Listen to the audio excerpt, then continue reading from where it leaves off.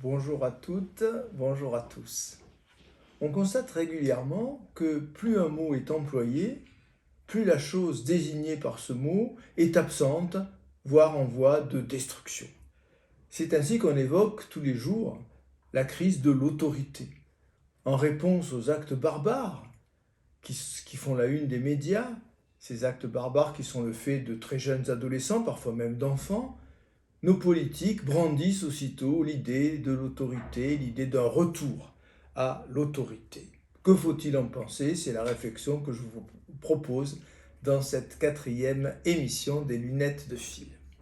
L'autorité a longtemps structuré les rapports au sein de la famille, de l'école, de l'entreprise, les rapports entre le médecin et son patient, entre le juge et le prévenu, entre l'élu et le citoyen.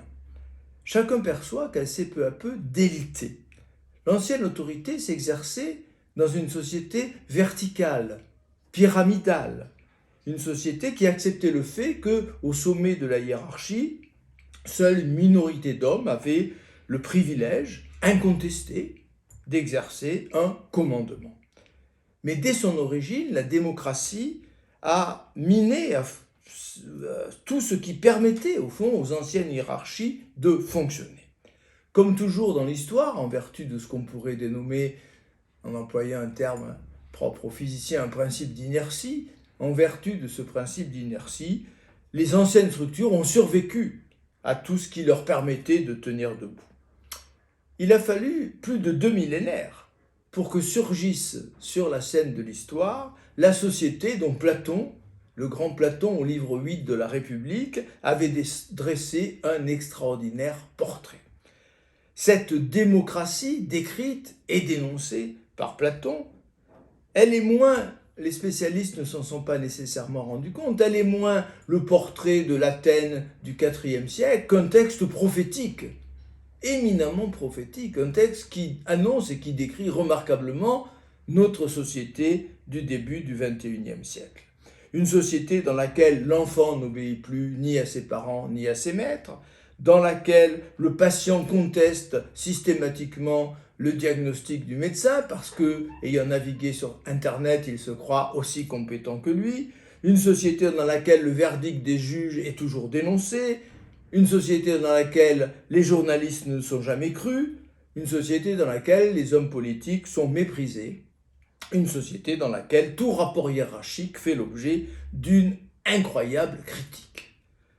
Il y a 20 ans, en 2004, dans un très beau livre, La fin de l'autorité, Alain Renaud analysait remarquablement le phénomène. Voilà ce qu'il écrivait, je le cite. « Nous instaurons avec l'enfant à l'école comme en famille des relations qui se développent de plus en plus sur des bases d'égalité. » Alain Renaud remarquait avec pertinence le lien indestructible qui existe entre autorité et hiérarchie, comme j'ai commencé à le montrer. Au fond, si l'autorité est en crise, et peut-être même si l'autorité apparaît comme une forme défunte du rapport social, c'est parce que nous avons franchi toutes les limites qui freinaient le développement de l'égalité. Jean-Jacques Rousseau fut l'un des premiers à le remarquer au XVIIIe siècle. C'est cette dénonciation d'ailleurs qui est à l'origine du rejet dont il fut l'objet. Dans son ouvrage « Émile ou l'éducation », Rousseau va jusqu'à contester, refuser l'idée selon laquelle l'adulte serait en droit de donner des ordres à un enfant parce que l'enfant est l'égal de l'adulte tout simplement. Entre Rousseau et nous, nos sociétés, malgré quelques brefs retours en arrière, n'ont jamais cessé de s'installer toujours davantage dans ce schéma égalitaire qui conçoit comme illégitime toutes les hiérarchies. Alors comment, dans ces conditions, ne pas sombrer dans l'anarchie? Comment peut-on, sans retomber dans une vision hiérarchique qui semble contraire à l'idée même d'égalité, maintenir la possibilité pour des individus d'être ce que j'appellerais, pour aller vite, des donneurs d'ordre? Alain Renaud imagine dans son livre La fin de l'autorité un recours systématique au dialogue, à l'échange, au débat raisonné entre celui qui donne un ordre et celui qui le reçoit. Mais ne sommes-nous pas là en pleine utopie?